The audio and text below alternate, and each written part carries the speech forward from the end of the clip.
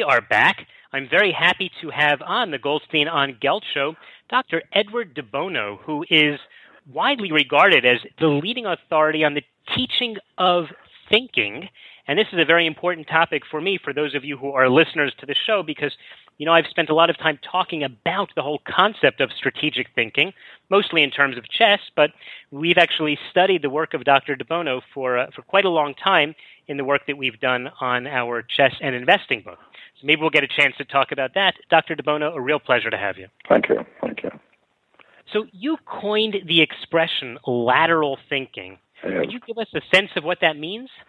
Well, lateral thinking is really based on an understanding of the brain as a patterning system, and patterning systems have a different logic from normal logic. I'll give an example.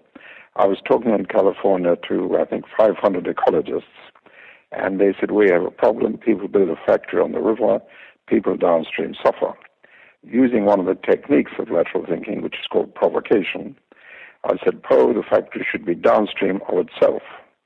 That sounds pretty ridiculous, but within a year, 15 countries had made that legislation that when you have a factory on the river, your own input must be downstream of your own output. So provocation is one of the tools of lateral thinking. So explain a little more how that would work. How could you be both upstream and downstream? It's simply that your own input is downstream of your own output. Mm-hmm. Okay. A factory has got an input and output. It's not a solid thing. It's an input and output. I understand. Okay, so when you said, and right after you began to explain this, you found that it was adapted in many different areas as well. What's that?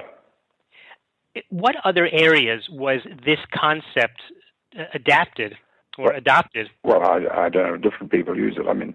For instance, Six Hats, one of the big American finance companies, I think it was J.P. Morgan, but I'm not absolutely sure.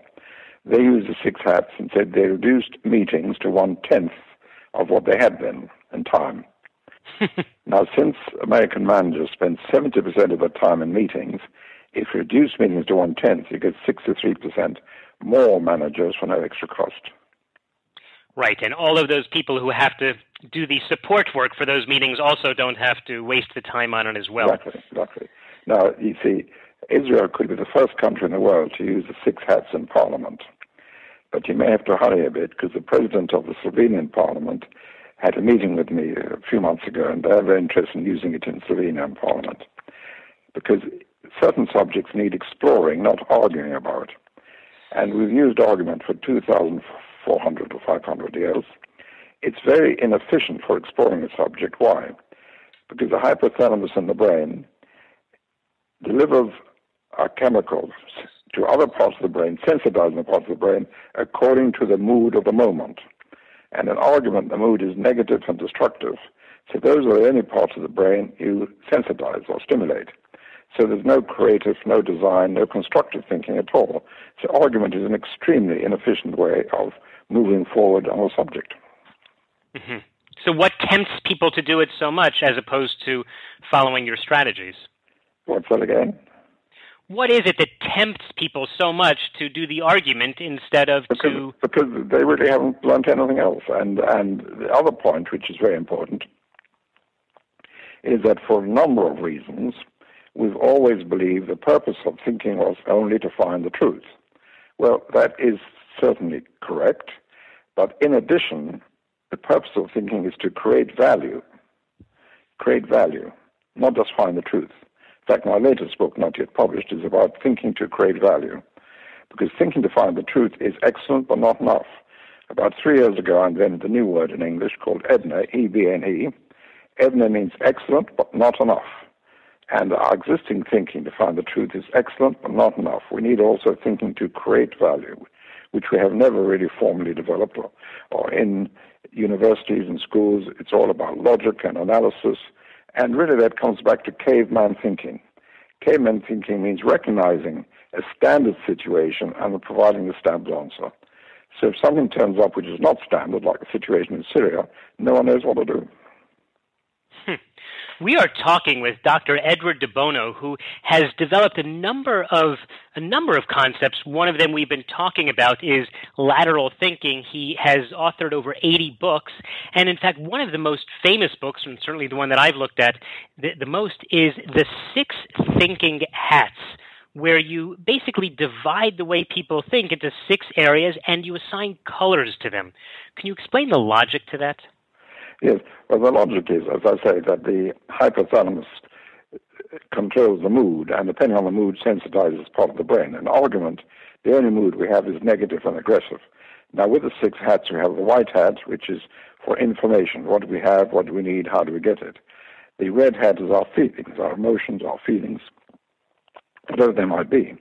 The black hat is the critical, what's wrong, what's bad, what's negative.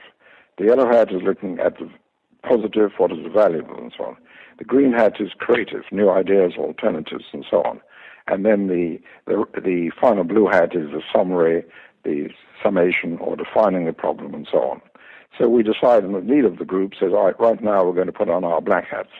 And everyone looks at all the negatives, and so on, and so on, and so on. And then a bit later on, it might be, now it's the time for a yellow hat. And you can change the hat sequence as you wish. I mean, there's no one fixed sequence. So in the time of the hat, each person is doing his best to think in that direction, in that mood. So under the yellow hat, everyone is trying to find the positive values in that situation. Under the black hat, everyone is trying to find the defects, the negativity. So it's not just one side against another as an argument, but everyone's using their brain to full capacity according to the hat in use.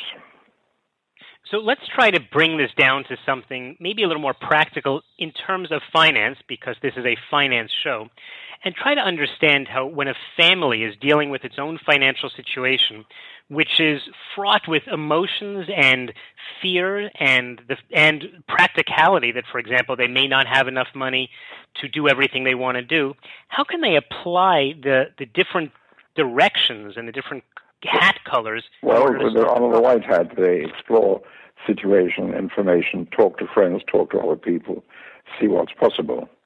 Under the green hat, you create the alternatives, the possibilities, the ideas, the things that might be possible to do.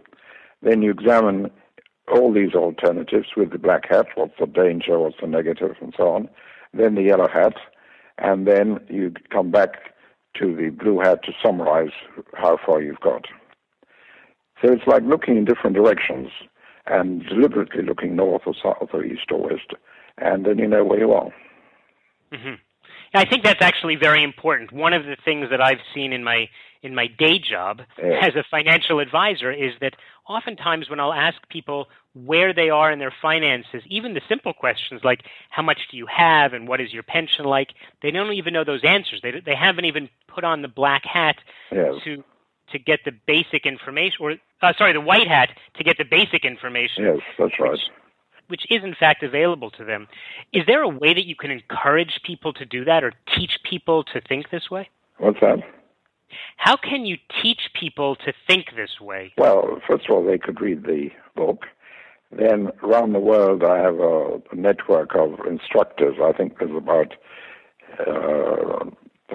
700 instructors or someone who teach my work around the world.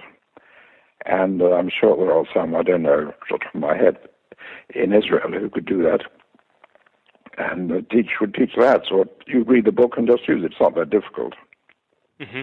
Do you think that this is a system that could be brought into the modern education system? Oh, absolutely, it should be. I mean, I've always said for a long time that the one thing which is never taught in schools is thinking. And thinking should be a definite subject on the curriculum, even maybe just an hour a week, right from the beginning upwards. And in Australia, they did an experiment taught thinking, and the grades increased dramatically in those students who'd been taught thinking. Because thinking gives confidence, and confidence creates better performance. That's very interesting you bring that up, because, as I mentioned before, I was doing a lot of research about how playing chess can make people better investors, and the co-author of my book, who is a world chess champion, Susan Polgar, said that simply by teaching children chess in the schools, even if they don't become chess players professionally, just getting them to think is so important. And I guess you found a real lack of thinking. I agree with that. Yes, I agree with that. So let's wrap up with the final question, which is today, so much information is shared over the Internet, and it makes people feel that they're smart. Is the Internet encouraging creative thinking or discouraging? No, the point you raise is a very important one. The huge amount of available information and the ease of getting it is a real problem, because the information is valuable, to be sure, but lots and lots of information with no thinking at all isn't much use. So it's very difficult to know how to say, okay, you've had 2 hours looking at information, now spend half an hour thinking or something. Maybe the television and computers could automatically shut off and give you 20 minutes of thinking time. Because it is a real problem that just absorbing information is interesting, it is useful, there's no question about it. But if that is all you do without any thinking, then the end result is not good. I see. I think that's a very good lesson for people to take away from our conversation. Yes, surely. That it certainly, and this can be applied in many areas of life, whether you are teaching your children or handling your personal finance. Yes, We've been talking with Dr. Edward de Bono. Dr. de Bono, I want to thank you very much, and I'd like to encourage people to check out his book, The 6 Thinking Hats, and we'll put a link to that at the show notes of today's show. Thank you. You've been listening to the Goldstein on Gelt show with international investment expert Doug Goldstein. If you'd like your questions answered on the air or off, go to www.goldsteinongelt.com or write to Doug directly at doug@profile-financial.com.